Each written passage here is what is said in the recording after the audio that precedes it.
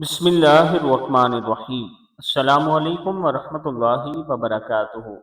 اللہ کے سوا تکلیف دور کرنے والا کوئی نہیں۔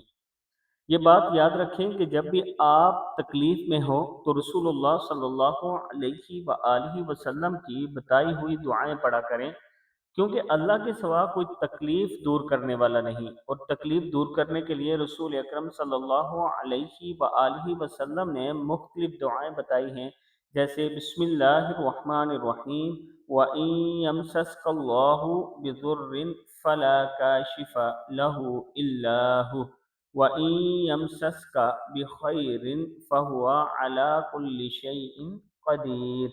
اور اگر تجھ کو اللہ تعالیٰ کوئی تکلیف پہنچائے تو اس کا دور کرنے والا سوائے اللہ کے اور کوئی نہیں، اور اگر تجھ کو اللہ تعالیٰ کوئی نفع پہنچائے تو وہ ہر چیز پر پوری قدرت رکھنے والا ہے۔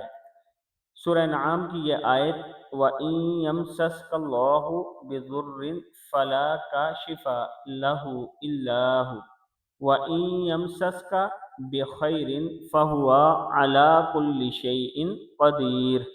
یہ دعا ہر تکلیف، ہر مصیبت کے وقت پڑھا کریں، اللہ تعالیٰ کا کرم ہوگا۔ اللہ تعالیٰ ہم سب کو نیک عمل کرنے کی توفیق عطا فرمائے، آمین۔